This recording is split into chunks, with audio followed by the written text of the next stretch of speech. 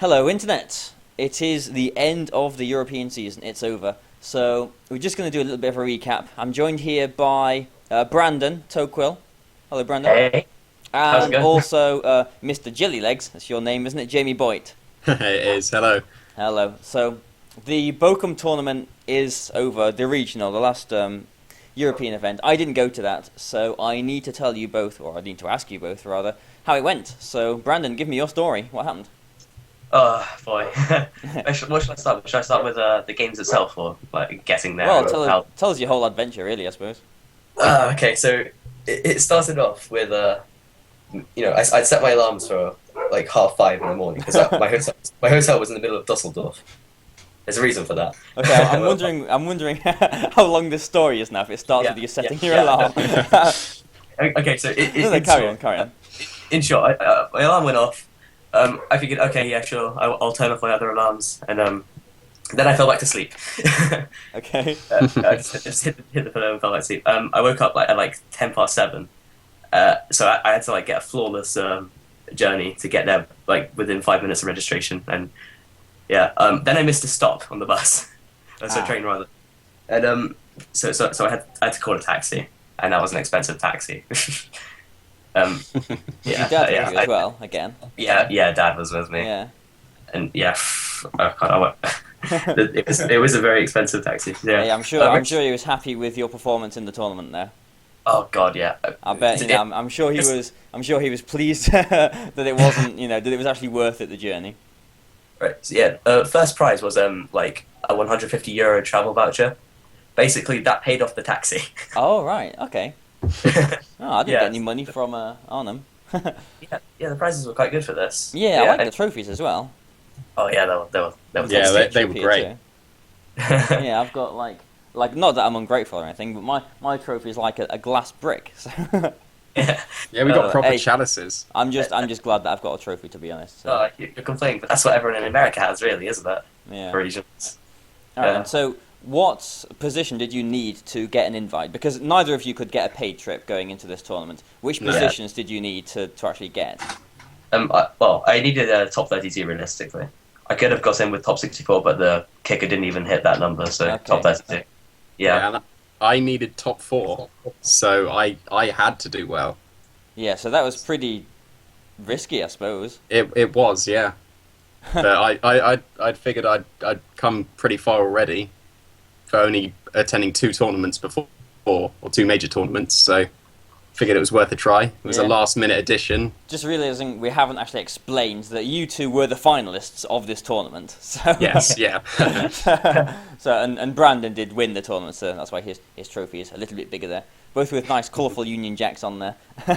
Yeah. So go on then, tell us about briefly about your games and your run and your team then, Toquill, or just your run. We'll talk about your team in a bit. Yeah. Okay, so I like to think I had a pretty tough schedule. I got the flow in round 1. And I got some revenge from Italy. That was good fun. Yeah. I went 6-1. I ended up beating people like Drug Duck and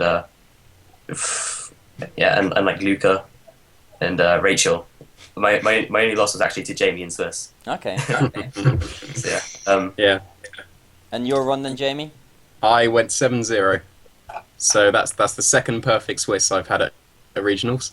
Oh, So I went you were 8-0 in undefeated UK regionals. UK regional Swiss as well. I was, yeah. Oh, okay. I've perfect Swissed every regionals I've been to, so that's quite an achievement. That's pretty good, yeah. Yeah. I got paired up. The 2 names I recognised were Matthias Suchadolski and Eloy Hahn. I'm pretty sure I pronounced them wrong, but yeah, sounded good to me. Those were the 2 that I recognised. Yeah, they're good players So, as well. I obviously Brandon as well, but yeah, those ones. Yeah, because Matthias went 9-0 in UK nationals, so that was good that I beat him there. Yeah, he always does well in Swiss rounds as well. Yeah, I can't remember where he placed though. I think it was 5-2. do you have the standings up for? I haven't. No, are they even published? I'll grab them quickly. Yeah, I think I can find them as well. Okay, yeah, because I'm kind of curious now as to how well Matthias did. Alright, so while you're searching for that, I'll just bring up the championship point list for Europe, seeing as they have updated after the event. So we have got our top 16 here. Hopefully, we can see this properly. Yeah, I can see it here. So we've got the top 16. Billa, Marcus, of the usual names, I suppose. Lyo, my friend Lyo, I'm happy that he's made the top 16 as well. Jamie, the only UK representative getting a free flight here. So, UK performance this season, well, you both know that I think, us UK players have actually done pretty terribly, I think, this season.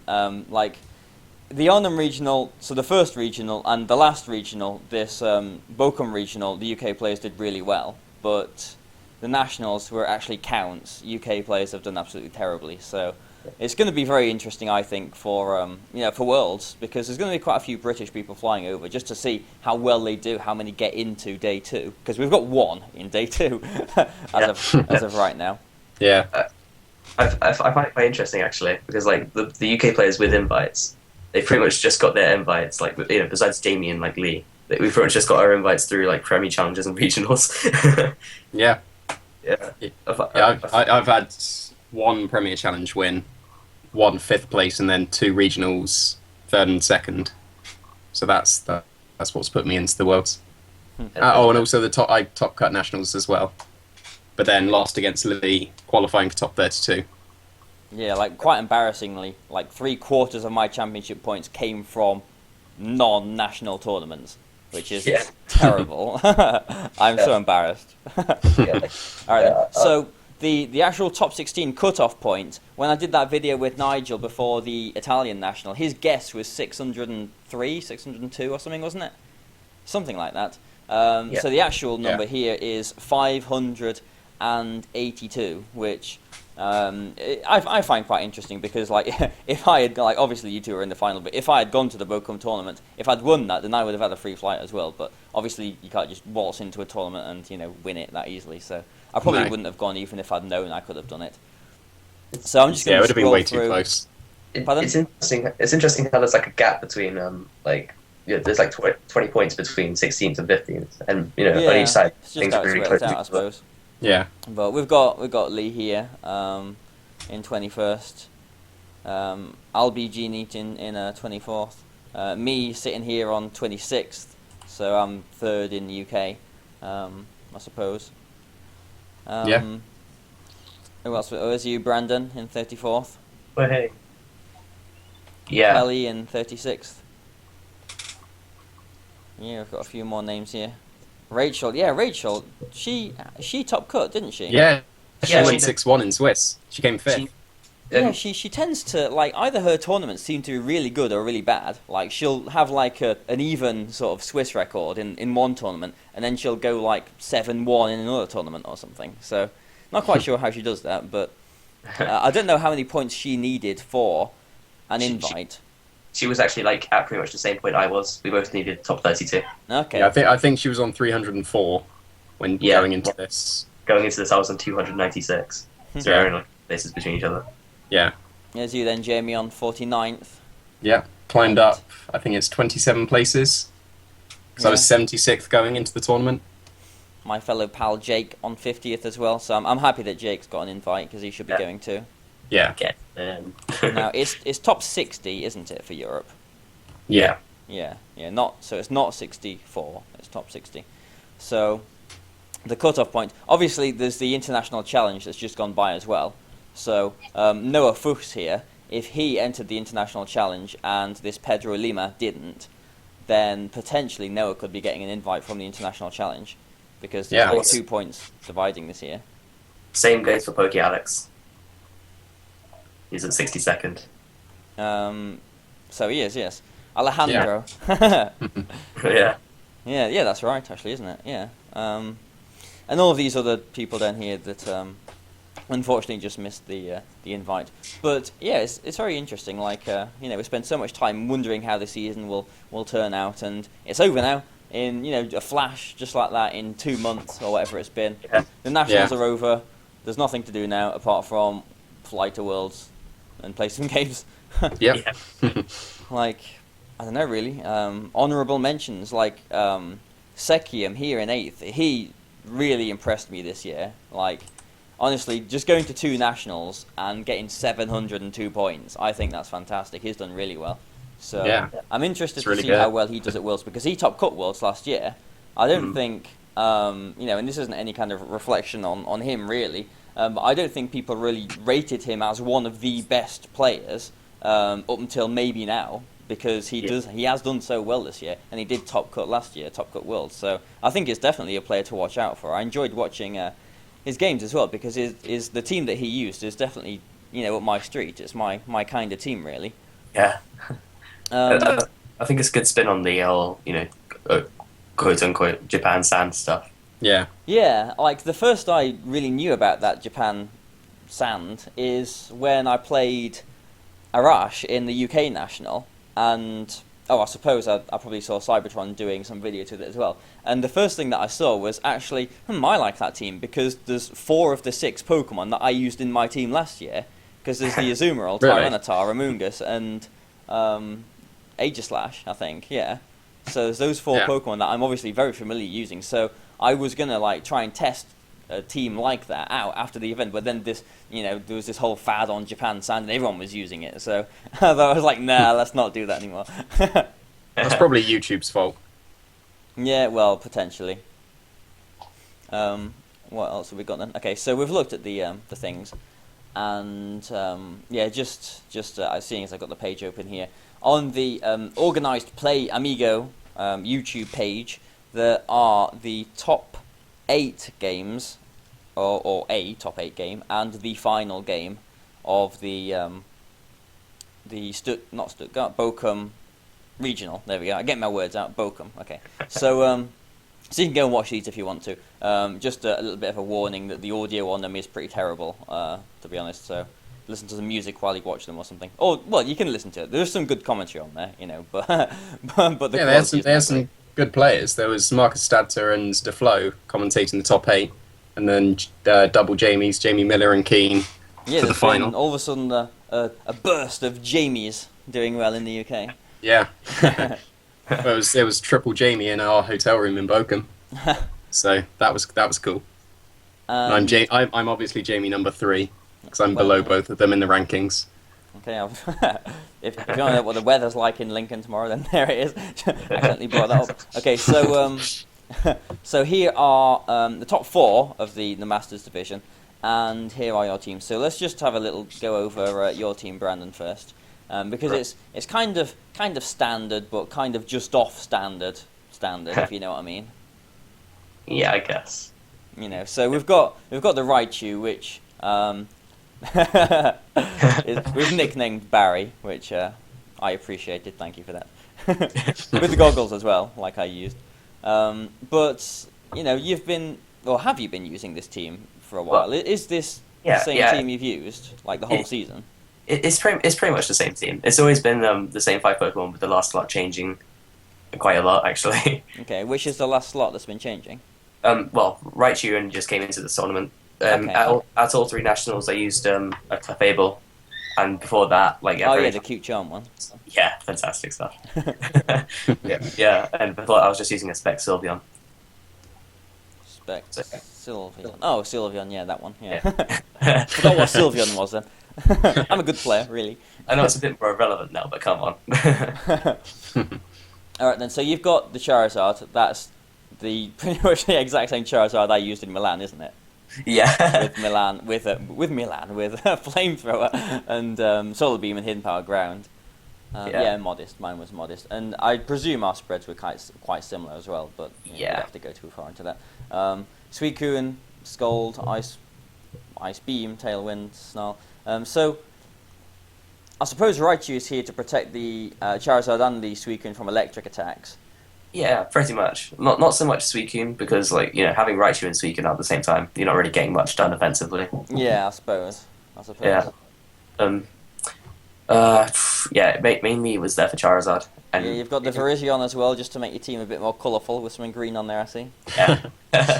That was when I originally built the team. It's pretty much just, I need something to annihilate Kangaskhan fast, and it had a better defensive type than Terrakion and stuff. It actually resisted Landorus's stabs. Yeah. Virizion is quite nice, but it does need the Life Orb to get one-shots. Mm-hmm. How many times did you miss Stone Edge in the tournament? I actually I only used it twice in the whole tournament. I'm pretty sure. Did I use it in the finals against you, Jamie? You didn't know. All right. You were close combating to Right. avoid the misses. I only used it once then, and it was into a protect. But yeah, it was into a Charizard's protect, and it threatened it out. So Fair enough. The rest of the team looks pretty standard, I guess. Adamant, Scarf, Bishop, with knockout. Best move in the game. I think someone's trying to get my room, and it's really annoying.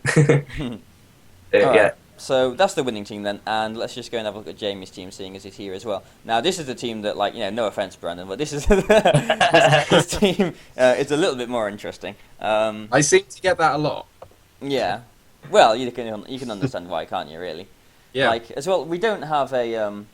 I don't have any kind of link to the team that you used in the UK regional either, but that was pretty off the wall as well. Just briefly tell us about that UK regional team. The UK regional team was prepared mainly with bluffs in mind, because I had a Charizard X instead of Y, mainly because Heatwave would always miss, and I didn't think to use Flamethrower, and it would reduce Scald's power. So I went with X in the end, which turned out to be very nice, because everyone was expecting Y, and I managed to get many Dragon Dances, many surprise KOs. Yeah, I like Charizard X, but like I found the Lucario and the Superior a bit more interesting. Yeah, the Superior I think was quite cool.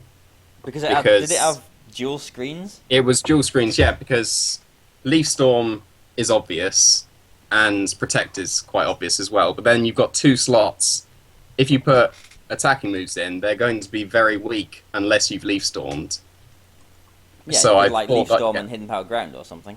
Yeah, so I figured I would put supporting moves on there, and I almost had Glare on there, but I did have Thunder Wave on Thunderous, so I thought that was a bit unnecessary. And I found that Reflect and Light Scream were the only other 2 really good supporting moves that Superior could get if I wasn't having Glare.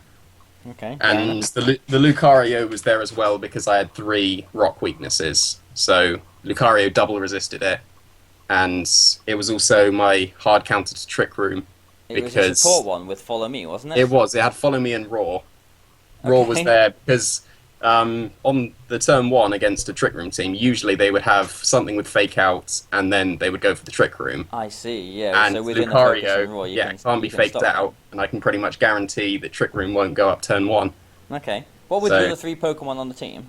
Thunderous, Suicune, and Scarf Togekiss. Okay. Which Scarf Togekiss is not great because it has to be timid to outspeed Landorus. Yes. But then its attack power is very underwhelming, and you pretty much just play for air slash flinches, which isn't that fun. Or you could put After You on it as well and have some fun. Yeah. I was asked that in the tournament during Swiss whether I'd put that on, and that would have been a very nice move. So like that is pretty impressive actually, that a team that sounds so off the wall like that actually went undefeated in Swiss rounds. Like, yeah, well, I think it just surprised everyone. Lots of moves. I suppose that's part of the beauty of best of one. Like, yeah, no, I'm very good at making best of 1 teams, but best of 3, people know my surprises then. Same with this one. Brandon, so yeah, let's have a look at exactly this one then, because we've got a few surprises here. Because it looks a lot more standard, but there are some surprises here. Yeah, no, that was what I was going for as well. The Gengar is probably my favourite with the Choice Scarf. Yes. Because no one would ever expect that. I'm presuming that's Hidden Power Ice. It is, yeah. Yeah. I think I KO'd 2 Landorus, a Mega Salamence, and knocked a Mega Gengar down to 1 HP in the tournament in the Swiss. So it was very nice. Were you not threatened by like Sucker Punch or anything? At any point? I was, and I did have Scrafty with Quick Guards instead of Infernape at one point. Yeah, this is what I was thinking, because like I was thinking maybe like Quick Guard would have been nice on there, but you've got Encore on there, which is obviously very nice too. That it's basically like a Raichu that's slightly stronger and slightly slower, which is awful for the final. Yeah, so yeah, I found that Encore was more consistent, and I was originally supposed to have when I was discussing it for the tournament with the Jamies. We decided that Will-O-Wisp would be better than Dazzling Gleam to avoid Sucker Punches. But then, just before the tournament, I ended up not having the TM for Will-O-Wisp. So I just kept Dazzling Gleam, and it actually came into play. The Dazzling Gleam came into play in the top 8. I think it won me the match Yeah. because I was able to attack both Pokemon Yeah, at the once. spread damage. Yeah, So not only have we got all of this, we've got Nasty Plot Thundurus here as well. that's my favorite Thundurus. Like, how many times did the Nasty Plot actually win you the game? It I think 3 or 4 rounds in Swiss. There was one point where I was up against Hitmontop and Charizard lead, and I had Infernape and Thundurus, and I could fake out the Hitmontop, and then I knew the Charizard would protect, so I nasty plotted. Then I could encore the Charizard, and he brought in the Rhydon to take the electric move, so I could just get another nasty plot up. So I was a +4 at one point in the tournament, so that was very nice. Pretty much just swept from there. Sounds pretty fun. Like, at no point it's did great, you... yeah. Like, what about having Substitute over Protect? Do you think that would be interesting? That is something I haven't considered, Okay. and I do like the sound of that. Yeah, because like, I mean, I do like Protect, because on my Lipid team, my Thundurus, because it's pretty much like Life Orb, just like this, but without the Nasty Plot, it does really miss not having the Protect. So maybe you would miss Protect if you didn't have it. Yeah, I was talked into having Protect in this one. I was originally Thunder Wave, and that was what was on my regionals, UK regionals team. I had Thunder Wave instead of Protect, and I was talked into having Protect just before the tournament, and it definitely helped more than Thunder Wave would have. Yeah, Thundurus is such a predictable Pokemon. Like, Thunderbolt, Hidden Power, Thunder Wave, Taunt or Swagger, it's always the same, really, isn't it? So, Yeah. I suppose it's nice to change things up. I have seen, like, a Psychic Thundurus, you know, recently as well, and, you know, The there are Mega a few more Venusaurs. cropping up, but... Yeah.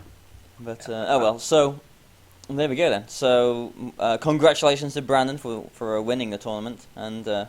congratulations for having quite an interesting team, Jamie. Thank you. But yeah, you're both coming to Worlds, aren't you? Yeah. Okay, so I haven't like booked anything myself yet, but I suppose I might as well put it out there that I am planning on going, I suppose. So I should be booking stuff soon, I guess, just to make sure it's not too expensive. But I'll go, just because, I mean, I do obviously have an invite, and you know, I'm hoping that we're going to have some fun. There's going to be a lot of British players there, and you know, it'd be nice to, you know, pick up a few goodies and whatever that you get at Worlds. So I think it'll be good fun. I'm looking forward to it, actually. Yeah, it'd be great. British Worlds debuts happening this year.